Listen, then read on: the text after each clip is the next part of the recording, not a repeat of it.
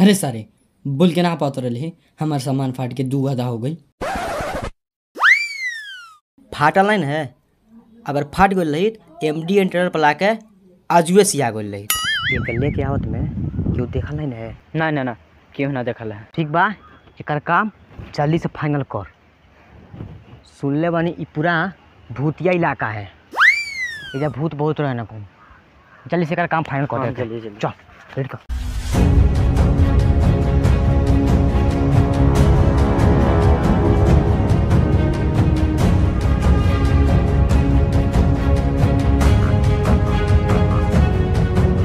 स्वागतम स्वागतम।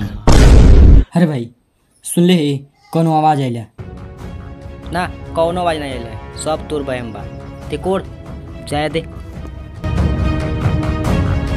स्वागतम स्वागतम। अरे भाई सुन ले भाई फिर से आवाज आइला। अरे यार ये सब तोर बहम बा। चल अगर डर लगाता ते गाना गाओ, गाना गाइबे डर कम हुई।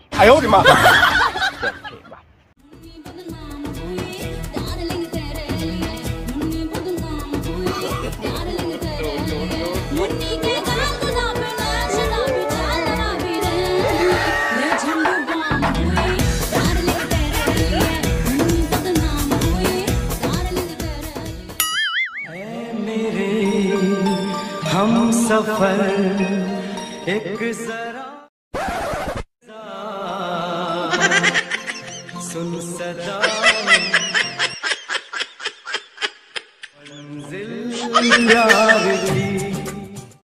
रे कौसे गाओ नाही त जानाई हुई।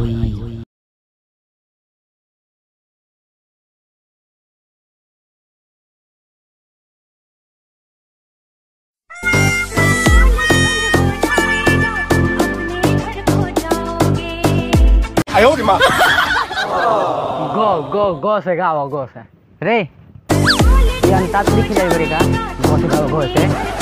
ओए सुनो सुनो, जब तक मैं ना कहूँ तब तक जाना नहीं। मैं तुम लोगों से अंताक्षरी खेल रहा हूँ। अब मैं गौ से गाता हूँ। गुर की पत्थर की रे मारे गुल लबाजिया उड़ी उड़ी जा।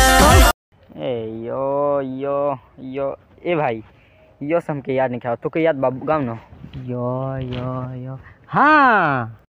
ये जो तेरी पायलों की छन छन है, ये जो तेरी पायलों की छन छन है, आशिकों के दिल की ये धड़कन है। ये जो तेरी पायलों की छन छन है, आशिकों के दिल की ये धड़कन है।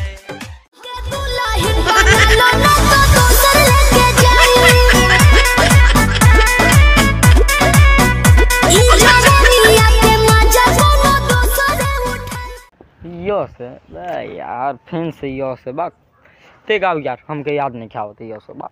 ये दोस्ती हम नहीं तोड़ेंगे दम मगर तेरा साथ ना छोड़ेंगे। बहुत अच्छी बात कही आपने। मैं खुद तुम लोगों का साथ नहीं छोड़ने वाला।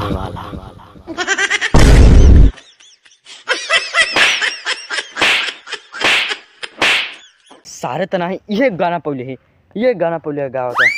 रे झगड़ा बाद में, पहले गाना। गली में फिरता है तू क्यों बन के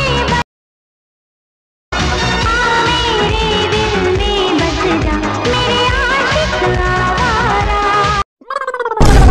हेला भतारे हमर बहरा में लगौले बाते हरवा के बहरा में। बस अब अंताक्षरी खत्म।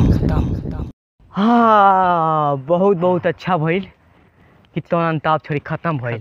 ठीक बा, तब चल तनी के फिर मिलेंगे। अरे सुअर की शकल की अंताक्षरी खत्म भइल बा, खेलना खेल अब शुरू होई। का? हाँ।